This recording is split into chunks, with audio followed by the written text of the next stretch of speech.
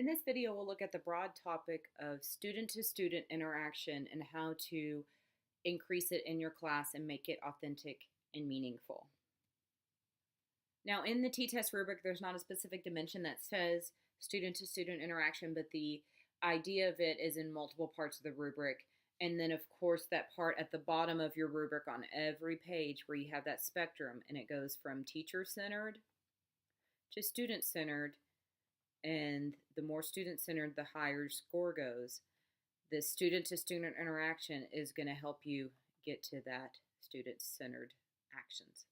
So you have instructional groups that are based on the needs of all students, and not only do you make sure the group is held accountable, but that the individuals are held accountable in that assignment or that activity.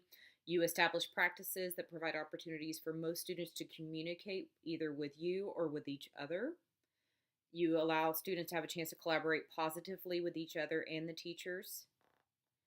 And students actively participate in groups, manage supplies and equipment with very limited teacher direction. So it's not just the being able to communicate with each other and interact with each other, but it's also the logistics behind it, and are they able to do this with very little direction from you. So why do we need to do student interaction? I know there's a lot of people that don't like for the kids to talk a lot.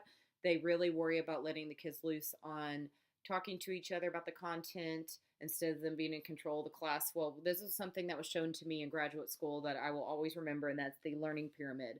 If you notice, you have the activity and then how much a typical student retains. So if you lecture, they retain about 5% of your lecture.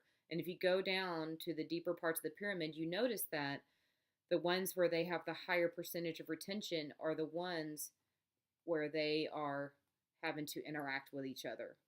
And you notice that if they get to teach each other the content, that's where the most retention happens. And to teach each other, you got to interact with each other. To discuss it with each other, you have to interact with each other. Most of the time when you're practicing by doing the work, they're doing the work collaboratively. So as you notice, when the kid is participating and doing something student-centered, as opposed to just sitting there while you talk to them, they're going to learn more of the material, which is why you have to have student-to-student interaction in your lessons. So let's say you're going to do a student discussion. Some things to think about with facilitating your student discussion. Make sure you model your expectations, and this can be through an exemplar. This could be you with a student modeling it for the kids. This could be a think aloud. This could be with those lovely sentence starters or response stems. There's many ways you can model your expectations. Whenever you're going to have kids do a discussion, provide some guiding questions to get them started. Or even better yet, have the kids write the questions. We know that with questioning, if you have the kids write the questions and you give them guidance on how to write those higher level questions, the better the interaction is, the higher quality it is. And then give them those starters. This may not be as much needed in maybe a high school AP class, but let's say in a 6th grade language arts class, you may have to give them a way to start a discussion and teach them how to discuss content instead of just discussing what they did for the weekend. They aren't going to come into your classroom automatically knowing how to have a discussion about language arts or about photosynthesis. You're going to have to give them some background on how to do this. Also, with student-to-student interaction, I'm a big fan of letting the kids get up and move at some point during your lesson. I've read, and I'm sure you've read, where the age of a student roughly equals the minutes they can pay attention. So in a 6th grade class, they're about 11 years old. They can pay attention and sustained attention for about 11 minutes on something. For example, if you're talking to them. If they're a senior in high school, then they can retain about 18 minutes that they can sit there and hold their attention. Also, giving them movement gives them a brain break. And there's a lot of research on giving the kids a chance to have this brain break. Get up, get their blood flowing, but give them something purposeful. As a teacher, when I taught 50-minute classes, my goal was to get them up out of their seats at least once in a 50-minute lesson. And if it was a 90-minute block class, such as in high school, I tried to give them an opportunity to get up at least twice. And this breaks up the monotony of the lesson. It only has to last for a couple of minutes. It can give you a chance to do a dipstick and see where the kids are with learning the material. And it also gives them a chance to process maybe what you've been teaching. So just a big piece of advice is consider letting your kids get up and move around and move around to go and interact with another student at least once during your class. So let's look at some specific interaction strategies. There's a wonderful website, National School Reform Faculty, where they provide a lot of free protocols and different ways to have people, adults, students, interact with each other. One of them is called microlabs. This is one where you address a specific sequence of questions in a structured format, and you usually have groups of 3, and this really gets into your active listening skills. You don't want to have more than maybe 3 questions because it drags on a little if you do more than that. So you have 3 kids in a group. You pose question 1, and student 1, they talk and respond, and they have 1 minute to respond, let's say. So when that 1 minute is up, if they're still talking, they have to stop whenever you call time. Let's say they answer their question in 20 seconds. Then whenever they answer the question, the 3 of them have to stand there quietly and silently until that minute is up.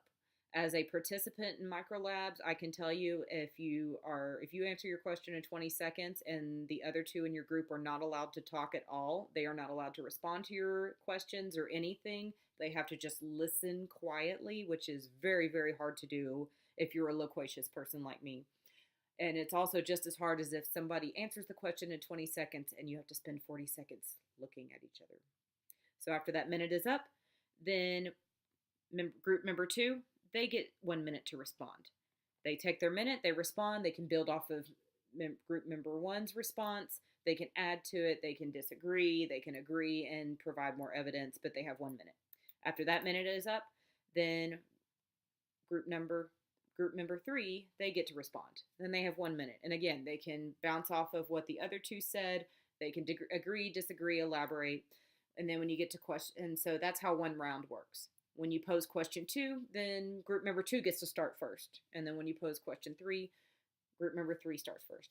This is really a big lesson in active listening skills, and it gets them to really talk and discuss the content. This is one that I really enjoyed as an adult doing in professional development, and I enjoyed facilitating this with students.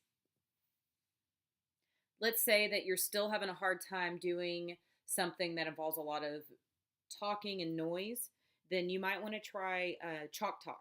This is another one. It is a silent activity.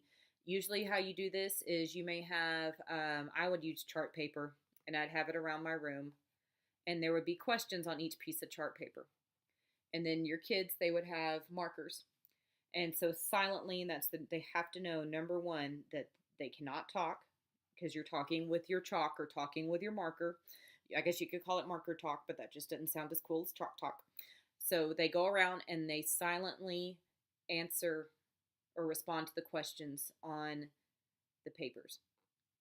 And they rotate at their own pace. Let's say they see somebody else's response and they want to maybe ask a question about it, or they want to respond to somebody else's. They can circle it and then draw an arrow to what they're responding. You can provide feedback, like, I really like your answer. So you have this conversation between your pieces of chart paper, between your questions, silently as they move about the room. This is a really good idea, a good way to get some reflection out of kids, to check for understanding. It could give them a really great way to brainstorm a new project, some problem solving. There's all kinds of things you can do with this chalk talk. You can have math problems up there, and they have to put on there how they would solve the problem, and then maybe somebody else comes along and elaborates on something else they might do to solve the problem. There's so many ways you can use chalk talk, and one of the best things about it is if you are somebody that still likes to have it quiet, this is an activity you can do where the kids are interacting with each other without talking. And again, this and the microlabs protocols are both coming from the National School Reform Faculty website, where you can find a lot of interaction resources. The last example I wanted to give you, this is a super simple one, but it's a really quick one where you can get the kids up out of their seat for just a couple of minutes and have them respond or answer a question or check for understanding or reflect on what they're doing. And they simply stand up at their seat. They raise their hand in the air. They walk around till they pair up with a student. I usually have my kids tell them, when you find your partner, give them a high five, put your hands down.